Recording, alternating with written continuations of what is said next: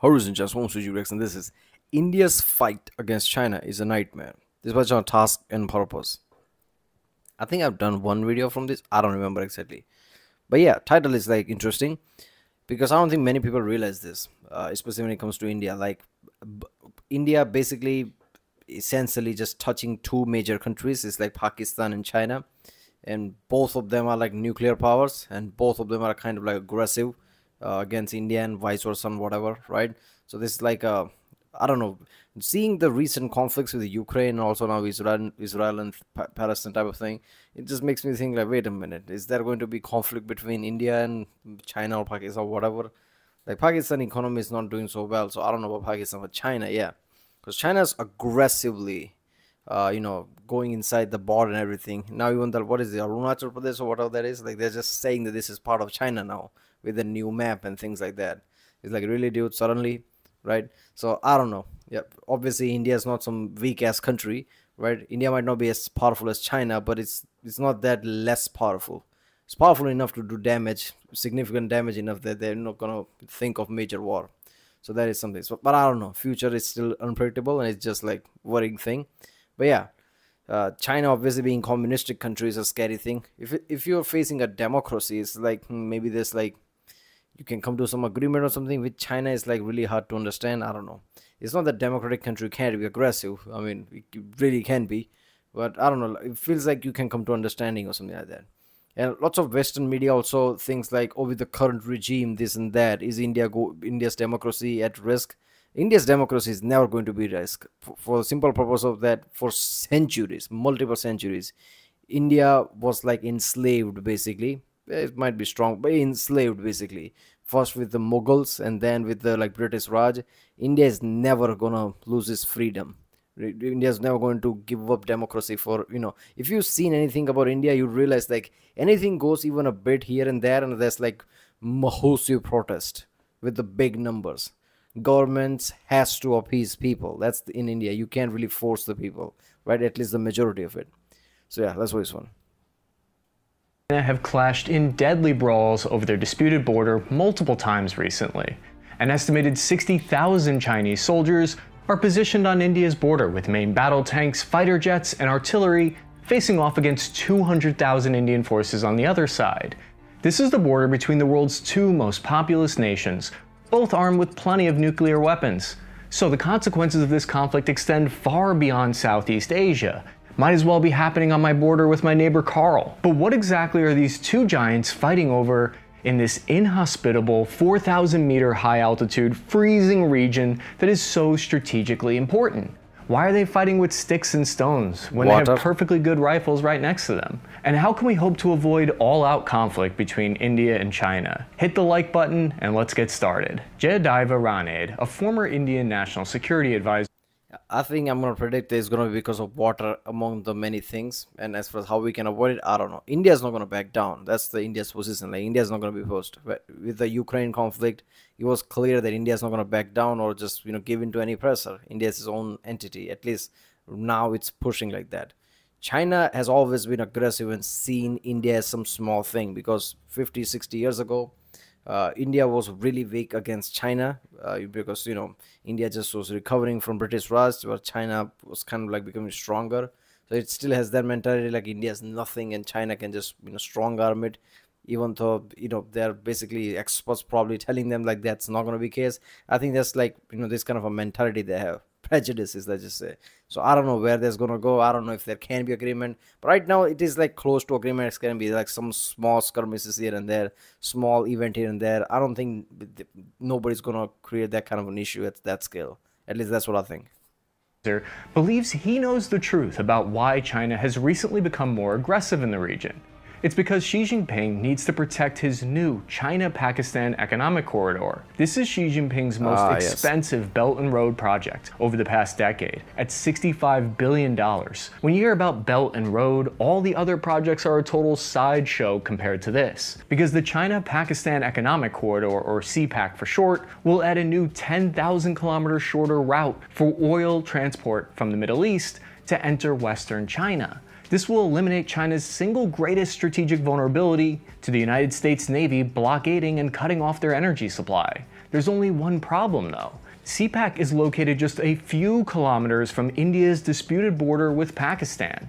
And to make matters worse, this route is located inside Pakistan's occupied Kashmir, so the road Enjoy millions of songs and podcasts with Amazon Music. Get unlimited off is located inside Pakistan's occupied Kashmir, so the roads and railways pass directly through territory that has been claimed by India as their own. It would be like if my neighbor Carl started expanding his driveway into that weird place between our yards where we're not sure who owns it, but we agreed neither of us would start construction there. According to India, this project is being built in a Yeah. I mean, obviously, I'm an Indian, so I'm going to have biases, but, you know, if you see the history of how Kashmir came to be as like a who owns it type of situation, I think most people come to like, you know, basically conclusion that it was just a fuckery, and obviously India has claim. But obviously, you know, the whatever the issue there was with the, you know, whatever like prince of place Kashmir or something, you know, official claim probably would go to India, but there's also like enough issue that Pakistan can also say like, but come on, like we were the being screwed here and this and that. Like it's understandable. It's one of those things like there's always going to be friction. As far as the road thing, yeah, like India could be literally just cut it off, right? At certain point, like okay, this was always our place. Did you ask us for permission type of shit, right? Because we always maintain that this is our territory type of shit. So yeah, the only thing global politics has is like justification. If you have justification, like that's it. Like other people can bitch about it. Like other countries cannot just like, oh, you're the aggressor. Oh, it was my territory. So I can see China's concern then. legally occupied territory, so India has tens of thousands of soldiers located a few kilometers away from this strategically important trade route for China. But before we get into that, your dad is probably a lot like mine, still using a bulky, heavy leather wallet that he got before I was even born. This video sponsor, Ridge Wallet, can fix all that. With Father's Day just around the corner, the Ridge Wallet is the perfect gift to help your dad upgrade. Designed with RFID blocking materials, it protects you from digital pickpockets. It's perfect for the security-minded dads out there. Ridge has over 3 Okay, digital what? You can do that shit? People can actually like scan your wallet through your just some device. I didn't know that shit. Another scary shit. That's just great. million customers. Many of them are probably dads or daddies or zaddies. They even have 50,000 five-star reviews and over 30 different colors and styles to choose from. Ridge has redefined the wallet, holding up to 12 cards and room for cash while remaining as slim as possible. The Ridge team is so confident you'll love it, they'll let you test drive it for 99 days, and if you don't, you could send it back for a full refund. The Ridge wallet is the last wallet you or your dad will ever need. So let Ridge help make gift giving easy this Father's Day and head over to ridge.com/taskandpurpose to save up to 40% through June 15th. Again, that's ridge.com/taskandpurpose for up to 40% off.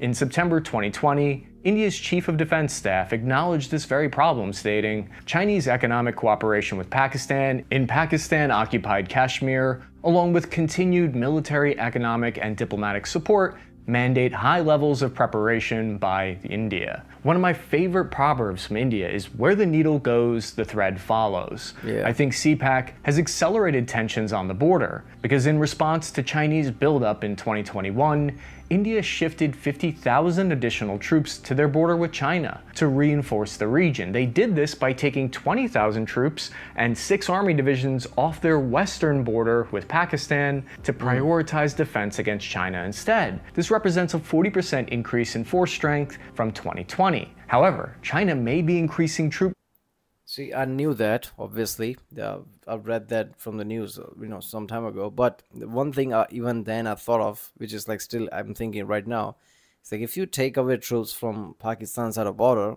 India is literally like the border between the, you know, terrorist organization thing, right? Because most of the Middle East, you can find some terrorist organization all the way to Pakistan. But you're not going to find that in India. Indian border is literally the border against this kind of terrorist organization, which they're trying to get in for a long time. They get in, India somehow finds it, and just basically, you know, just find where they're hiding. It's just immediate operation. It's really hard to basically, you know, create operation in India, right? Obviously, it's hard. So this makes me think like, wouldn't this make like, you know, terrorist organizations, you know, crossing the border much easier? Like that's the one thing I always worried about. because that's just like, okay, because of the Indian military strength, like I said, like no terrorist organization could get foothold in India. But now by shifting it, I don't know, that's always worried me. Numbers and probing the border with India, hoping New Delhi would do exactly that and pull their forces away from the border with Pakistan, thereby reducing troop numbers near their vital China-Pakistan economic corridor. But we're forgetting to address one major strategic reason as to why China and India both have to keep a strong military presence on their border.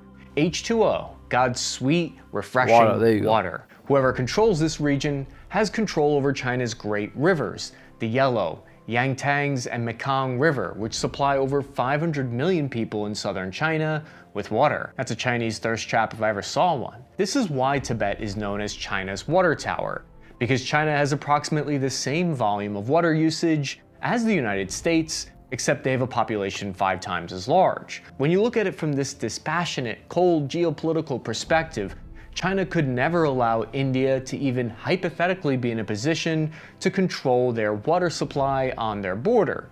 This is part of the reason why China invaded Tibet in 1950, killed over 1 million of their people, overthrew their government, and annexed the territory. Yes, that's the same communist China that people say have no colonialist or expansionist goals. I read a book called Prisoners of Geography by journalist Tim Marshall that dives into this aspect. In it, Tim states the Tibetan-Indian border absolutely needs to be controlled by China from their point of view because of the geopolitics of fear.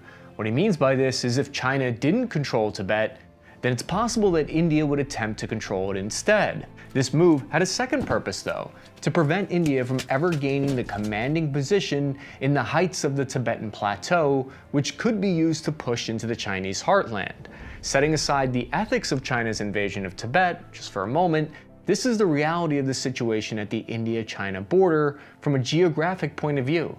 Nature and geography always have a say in the way nations behave, which is not to say it justifies it, it just helps explain it. When we look at it from this point of view, it doesn't matter if India ever intends or even wants to cut off China's river supply of water, it only matters that China prevents India from ever even having that option. Control over the resource of water. Yeah, I'm not sure like that's a good, like I don't think most countries think that way. If USA thought that way, USA would have colonized half of the world. So obviously USA does think strategically in that way, but not that strong way. You really have to see the political goal of some country. Like India has always been pessimistic, pacifist, I don't know, yeah. So India has never been the aggressor, right? Since the day since the 1950 when Indian government was like formed, its position always has been like, if you attack us, then we're gonna defend it. They have never been the aggressor one, right? So to this day, that's their goal basically, right? Like he said, like thread will follow the needle or whatever, right? So basically, if you do some action, there's gonna be reaction to it, never the aggressor. So India taking on Tibet is just stupid. There's no precedent, there's no history that tells that India would ever do that. But I get his point, like, okay, that's not how global politics work, global scale things work. Like you can't just guess when it comes to like your country's safety and security, but still there's a limit to it, right? If you really make case like everyone's a threat, so what, you're gonna fight everyone? Helps explain why India and China have a combined 250,000 soldiers freezing in the remote Himalayan mountains every day. India seeks to prevent China from weaponizing their control of water.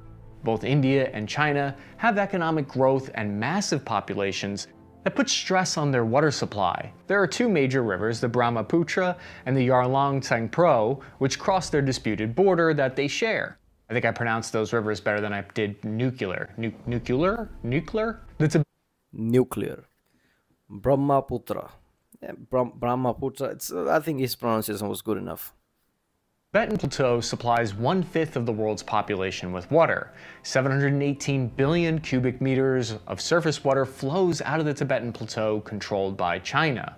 48% of that water flows into India.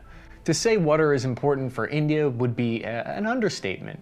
During the summer, water ends up being a commodity that's as precious as gold in India. According to the World Bank, this is because India has 18% of the world's population, but only 4% of its water resources.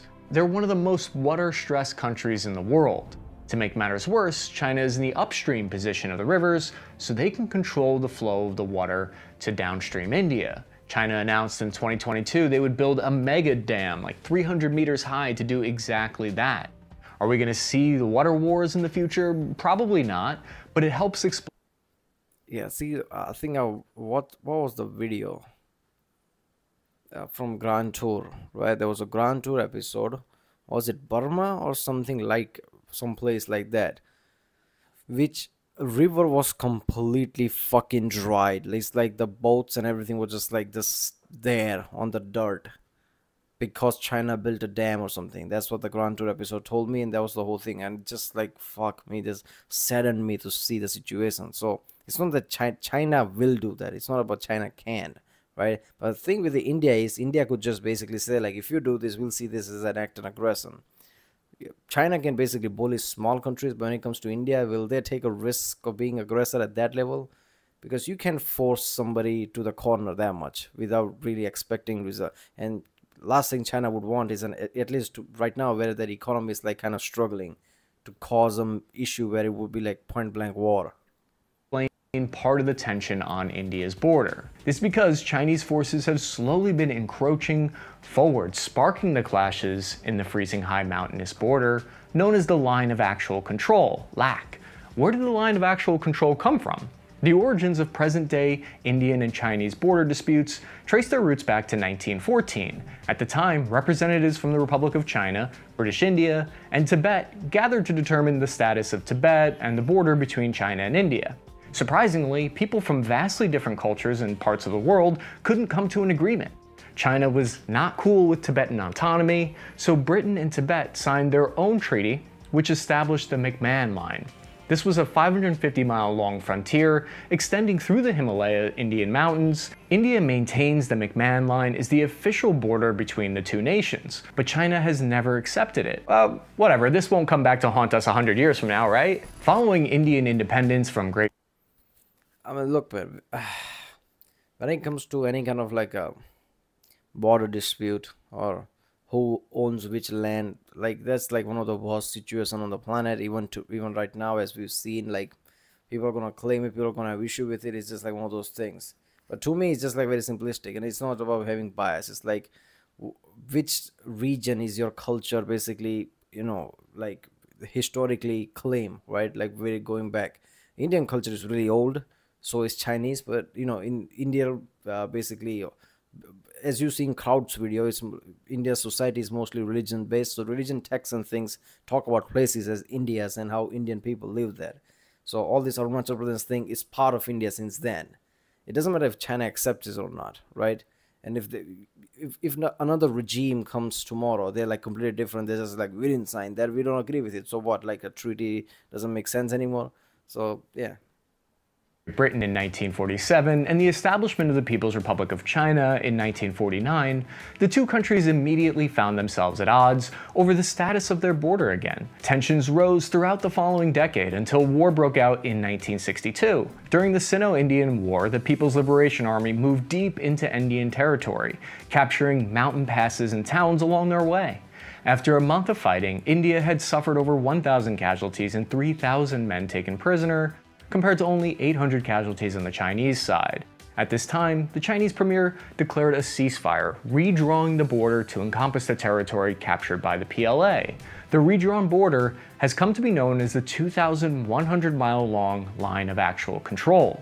So the idea of war breaking out here is not unprecedented. While the Line of Actual Control separates the disputed territories, it's not an official international boundary, and neither country agrees on its alignment. Between the 1960s and 2000s, things were relatively quiet along the border, possibly because both sides had developed nuclear weapons during this time, so the price of conflict became unbearable.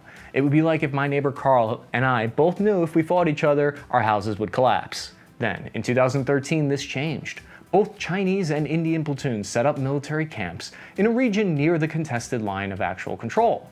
Soon, both camps began fortifying with heavy equipment and weapons.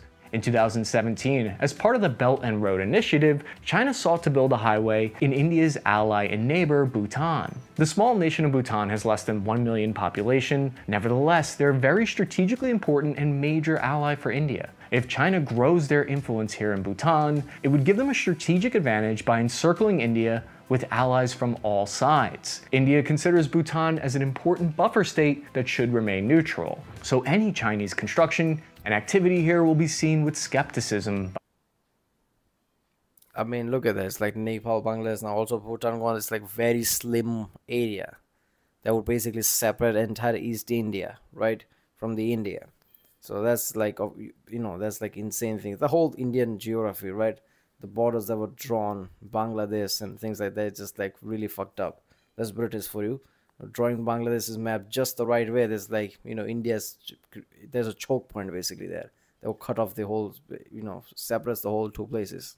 With allies from all sides. India considers Bhutan as an important buffer state that should remain neutral, so any Chinese construction and activity here will be seen with skepticism by India. India fears growing Chinese expansionism, and so Indian forces operating bulldozers confronted the Chinese with intent of destroying this road. Aside from rocks being hurled back and forth, the two countries agreed to withdraw from the area, subsequently ending Chinese troops' construction on the road to Bhutan. Then, in May 2020, things once again became violent at the line of actual control. But why does this look like a scene from the 1400s, not modern day? This is because the 1996 border treaty dictates a ban on firearms or detonating explosives within 2 kilometers (1.2 miles) from the border, so soldiers engage in hand-to-hand combat or fight with rocks and clubs instead. I like the hand. What you want? You want this? You want this, huh? Oh, well, your mom is fat, and there you go. Everything breaks out. This shit is insane. I like how the border dispute is still going on. China is basically point blank saying, "Fuck it, we're gonna build a road," and all the conflicts are happening. But they're still like, "Okay, we agree. There's not gonna be any weapons, so there's not gonna be weapons." So they agree at one place, but not agree another. Whoever wrote up the agreement surely thought, "Ha, we took away their weapons. Now human beings won't fight." Who would be mad enough to resort to fists? But that doesn't mean that fighting isn't serious. It left 4 PLA soldiers and 20 members of the Indian Armed Forces, KIA, and more than 70 wounded. The skirmishes often take place at elevations of up to 14,000 feet, 4,000 meters, in temperatures of 9 degrees Fahrenheit, negative 12 degrees Celsius. Fighting in the Himalayan mountains is utterly brutal, one of the harshest environments on. If nobody knows how to fight, they were like, "Yeah, what about it? It's cold." No, it's like that height, all the oxygen and everything. It's just like fucked up. How people can't barely walk at that point. You're gonna fight? I can't fight. I can't fight at that level. Fuck that, right? There's no way in hell I can't fight at that point, right? It basically like if what is called like below sea floor, right? The oxygen was so strong that you would be actually stronger in a way, I think, or you can train it to that way. At that height, I don't know, right?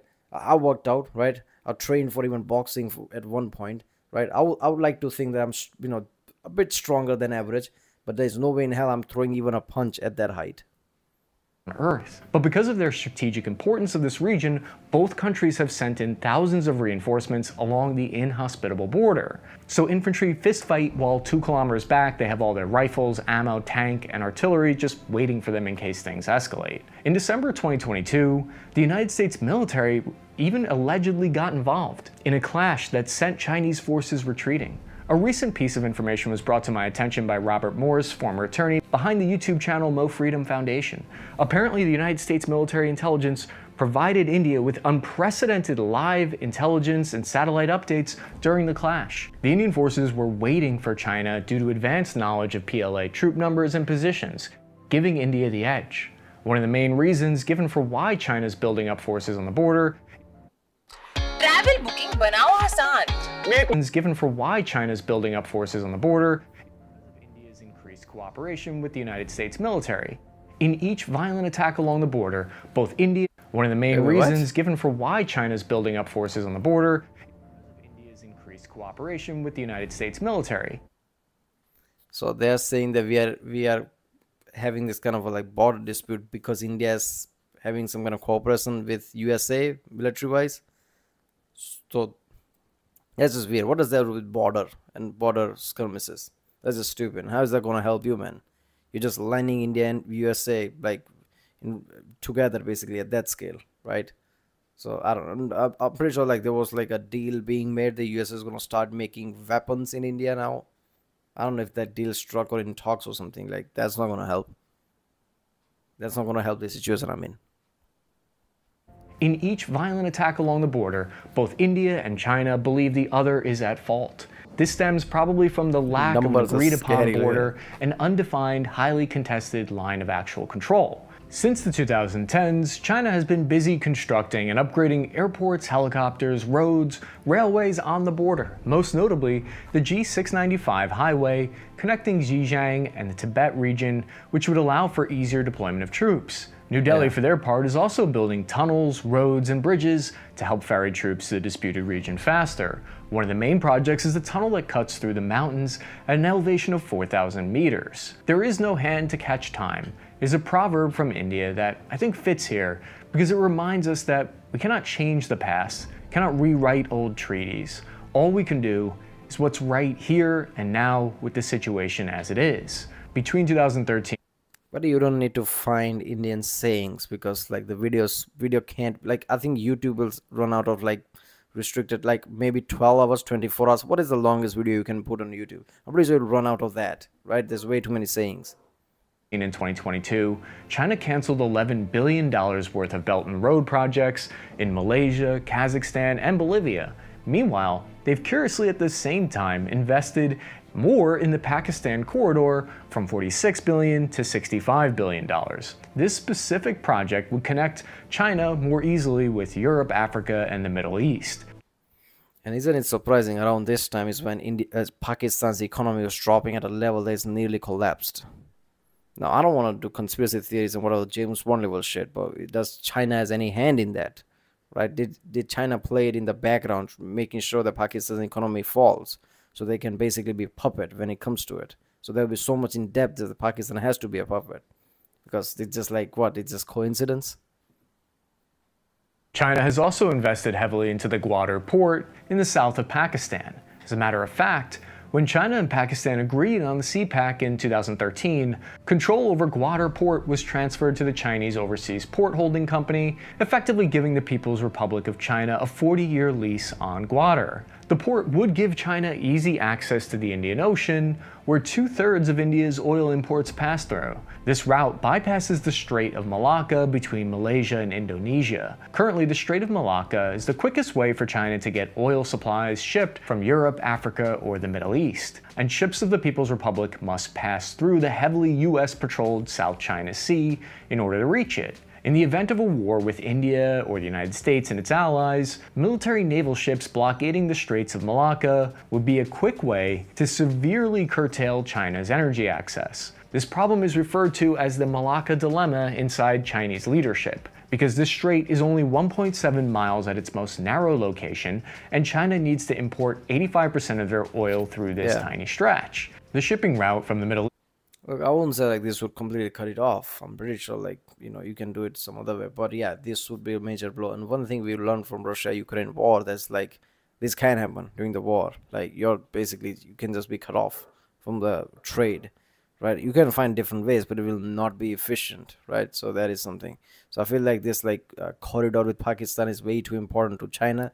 They're going to do any means necessary to make it success.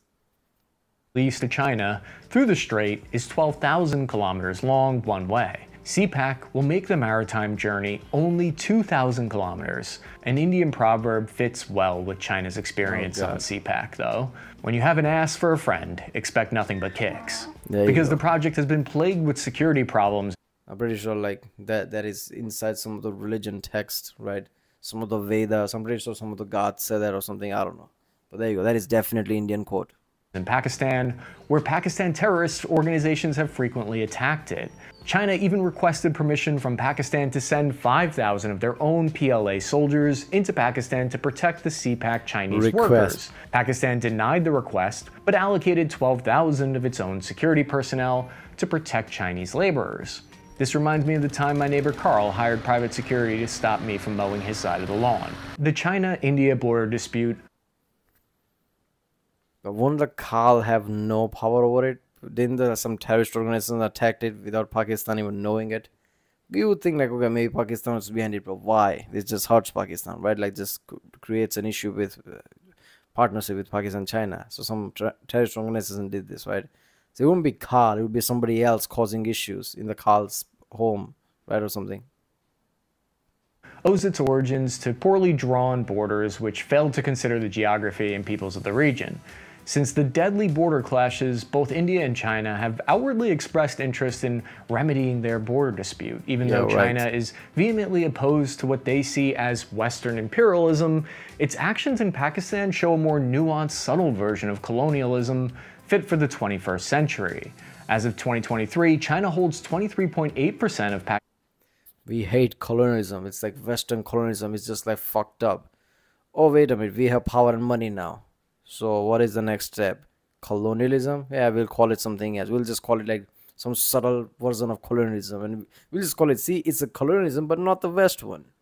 Pakistan's international debt and a 40-year lease on their strategically important railways and docks. Although China's intentions might seem altruistic, make no I like how this like mostly, I don't know if it's like fits it all, but it feels like capitalistic colonialism from communistic country. I know it feels weird. I don't know if it fits or not, but something like that. Like we'll use money and basically, debt to basically make you our slave or something.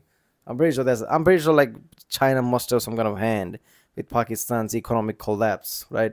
I don't know. Maybe it's just like too much James Bondy shit right now, but I don't know. No mistake. Beijing has invested in Pakistan and started construction on their border with India for the good of the People's Republic of China. If you found this video informative or it sparks... Yep, there you go. There you go. Yeah, there's going to be wars, basically. That's what the answer. There's going to be wars. There's not going to be any agreement. If there is, like, holy shit. And look, man, I'm not a fan of anything. I think it's pretty weird when somebody says I'm a fan of this. Fan means what? I'm a child. I don't understand, like, what does fan mean? If I like something, I like something. But as far as, like, current Indian government goes, it's like, even though it might have its flaws, like everything else, nothing's perfect, it is really effective. It came at 2016, the first time when it was elected, the current government. Everything they have done is just like, when you really analyze it, it feels like if they had not done it like that at that time, that wouldn't have happened, ever. And it would have been much worse. India's position as strong right now wouldn't be there.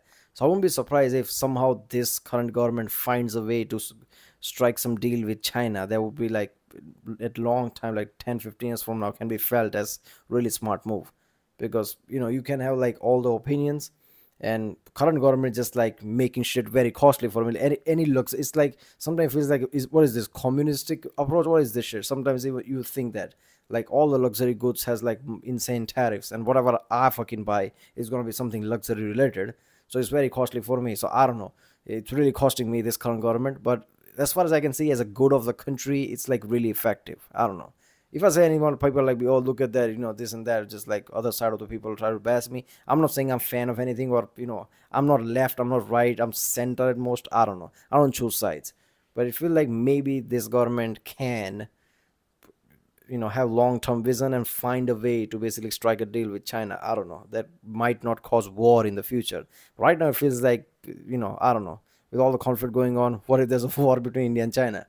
But one thing's for damn sure, all the conflict going on right now, there are no conflict between two nuclear countries still, right? After the first bomb was dropped, I don't think there's been direct point-blank war between two nuclear countries. India, China is both nuclear, so maybe there's no precedent there's going to be war or anything. So there is that.